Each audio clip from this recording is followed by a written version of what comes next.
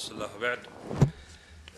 حقيقة بداية تهنئة خالصة من القلب إلى البحرين قيادة وحكومة وشعبا بمناسبة اليوم الوطني المجيد. نسأل الله سبحانه وتعالى أن يعم الأمن والأمان في ربوع المملكة العزيزة على قلوبنا جميعا.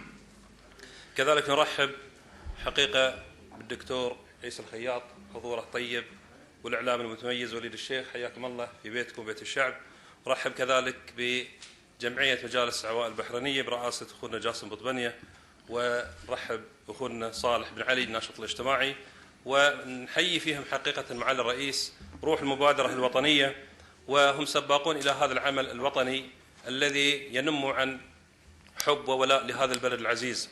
كذلك نتمنى من الجمعيات الباقية حذو هذه الجمعية اللي فعلا تقرب المواطنين وتنمي روح المواطنة في البحرين. السؤال معالي الرئيس، نسأل أين دور السلطة التشريعية في الحوار؟ السلطة التشريعية حقيقة لابد أن يكون لها حوار، وأنا أثني على كلام سعادة النائب حسن الدوسري.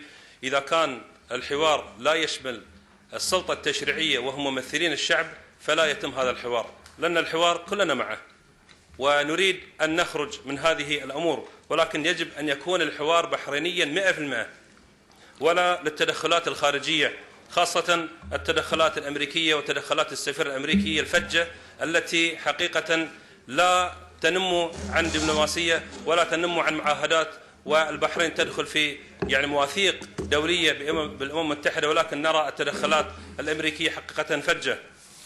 كلنا خلف جلالة الملك ولا نخشى في الله لومة لائم، ونحن معه يدا بيد ومع الحوار، ولكن الحوار الذي يقصي المؤسسة التشريعية لا يجب أن يكون حوار. كذلك معالي الرئيس أخيرا، الحوار يجب ألا يقصي أي مكون في المجتمع، وكما يزعم أن حقوق الإنسان ما هي إلا أكذوبة، حقوق الإنسان يستخدمونها في الأمور التي تعجبهم فقط، أما انتهاكاتهم الحقوقية لحقوق الإنسان نراها في سوريا، نراها في فلسطين، نراها في غوانتنامو من قبل، نراها في سجن أبو غريب اللي صار في العراق. هذه ليست حقوق الإنسان للأسف الشديد، ولكن التدخلات الخارجية ممقوتة ومبغوضة، ولا نريد أي تدخلات، ولا بد أن تكون لمجلس التشريع حقيقة مع الرئيس مبادرات تدخل كما كانت معاليكم في حوار التوافق الوطني، أدار باقتدار هذا الحوار التوافق الوطني، لذلك لابد أن تكون مبادرات لمجلس النواب. شكرا معالي الرئيس. شكرا.